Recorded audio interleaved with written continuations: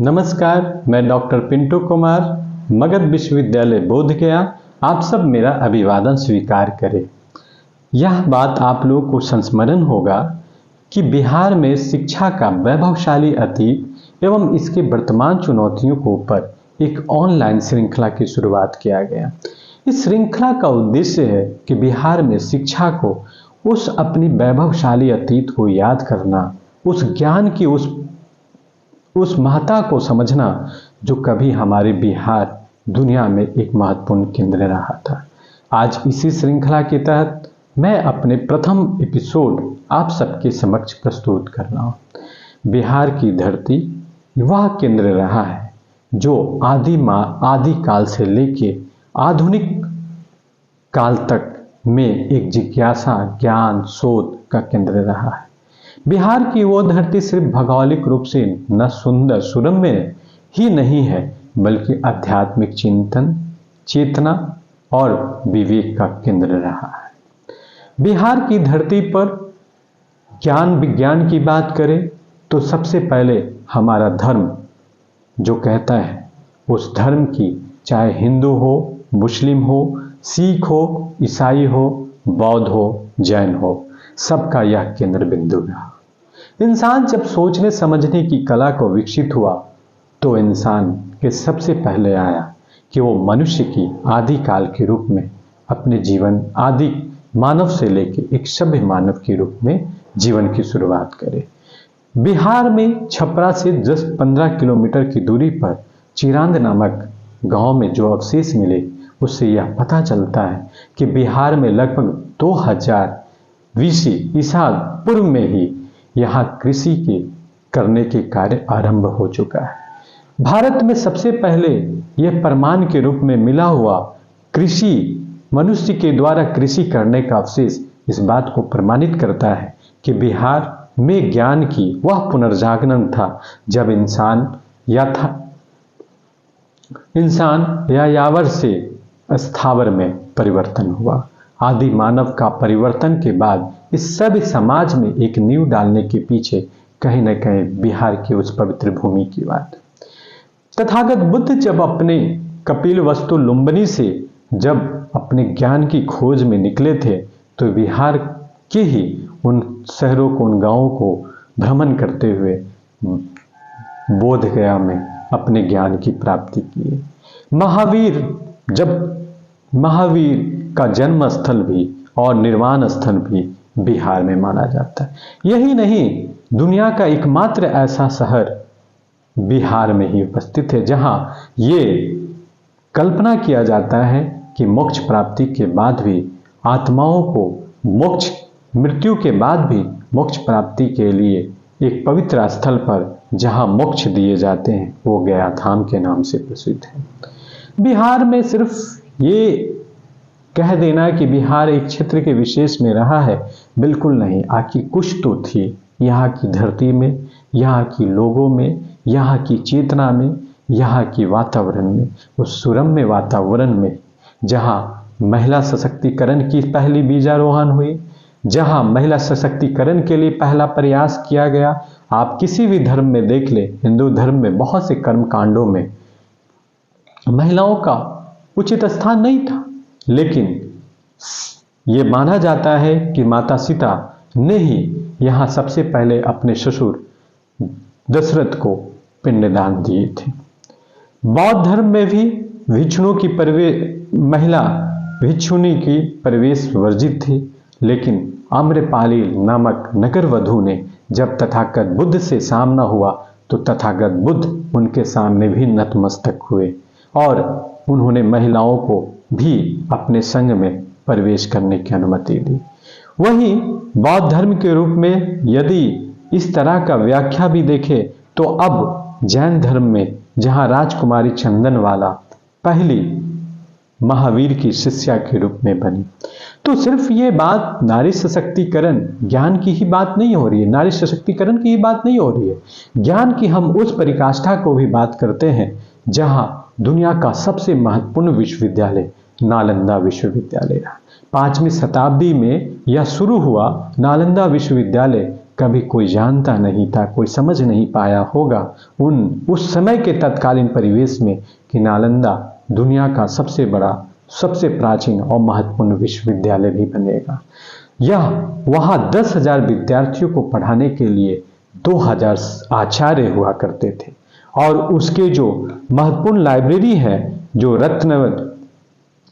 रत्नदधि, रत्नरंजन और रत्न सागर करके जो महत्वपूर्ण लाइब्रेरियां थी, पुस्तकालय थी, वो इतनी बड़ी इमारतों में थी, 9 मंजिला इमारतों में, जिसको बख्तियार खिलजी ने जब 1183 ईस्वी में 93 ईस्वी के आसपास जब उनको आग लगाया था, तो कहा जाता है कि 9 महीने तक वो लाइब्रेरी चलता रहा। विज्ञान, ज्ञान और को समाहित करते हुए आध्यात्मिक चिंतन की यह वह भूमि है जहां आर्यभट्ट ने दशमलव प्रणाली शून्य को आविष्कार करते हुए एक नई गणित की रचना और विज्ञान के केंद्र में खगोल विद्या के माध्यम से लोगों को सोचने के लिए प्रेरित किया। वही तक नहीं, चरक संहिता में आचार्य सबसे पहले, जो आयुर्वेद के जनक भी माना जा सकता है, आचार्य चरक महोदय ने भी कहा कि दुनिया सबसे पहले शुक्राणु ही किसी भी लिंग को कन्वर्ट करने में, परिवर्तन करने में अंडाणु से महत्वपूर्ण भूमिका निभाते हैं। कभी ये सोच सकता है कि 300 BC पहले भी उस समय का यहाँ पर विज्ञान, चिकित्सा के क्षेत्र में, ज्ञान के क्षेत्र में, विज्ञान के क्षेत्र में, अध्यात्म के क्षेत्र में, ये सभी क्षेत्र में बिहार का महत्वपूर्ण केंद्र रहा। बिहार की मिट्टी सिर्फ वहीं तक समाहित नहीं रहा, गंगा और सोन के महत्वपूर्ण केंद्र में, इस गंगेय प्रदेश में बिहार बहुत कुछ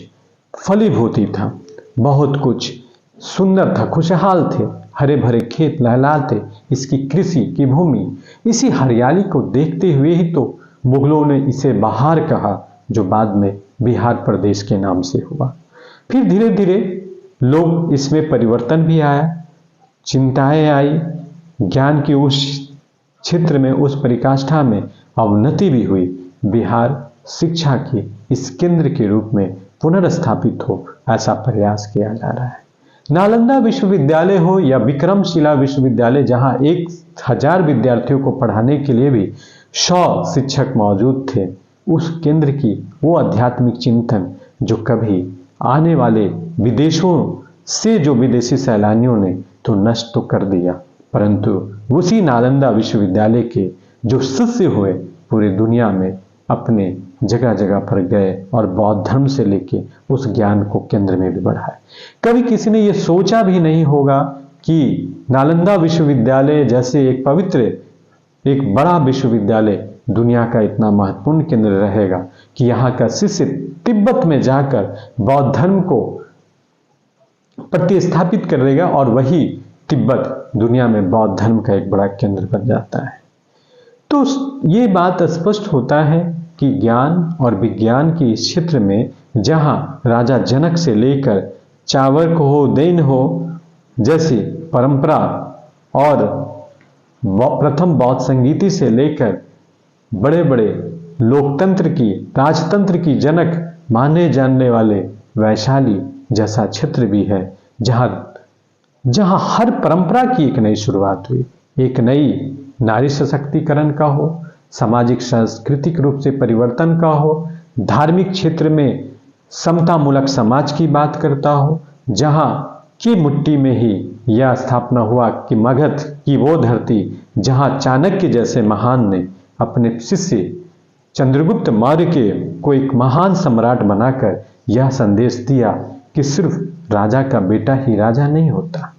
समाज में जो योग्य और महत्वपूर्ण होगा वही इस देश की शासन व्यवस्था पर राज करेगा। लोकतंत्र की नींव या राजतंत्र की नींव को स्थापना डालने वाले ये ज्ञान की केंद्र के रूप में बिहार ही रहा है। बिहार में सम्राट अशोक ही और चंद्रगुप्त मौर्य के इतिहास की उस परंपरा को आगे बढ़ाते हुए कहते हैं चाणक्य कि एक अच्छा शासक, एक अच्छा शिष्य के लिए तभी कोई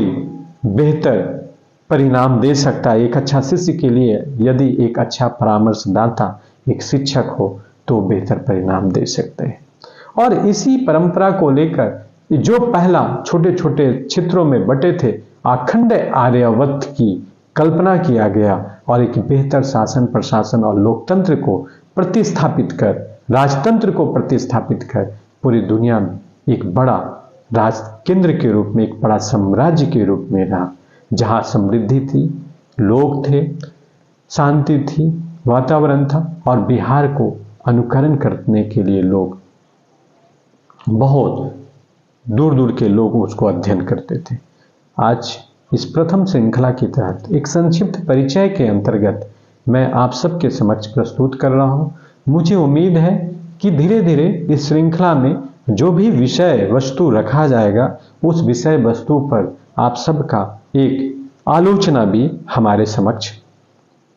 आए, जिसको मैं बहुत बेहतर तरीके से सुधार करते हुए आप सबके बीच में उन अनुभवों के साथ साझा करते हुए रखने का प्रयास करूंगा। आप सबको एक बार पुनः मेरा धन्यवाद। जय भारत, जय बिहार, जय बिहार की संस्कृति, जय।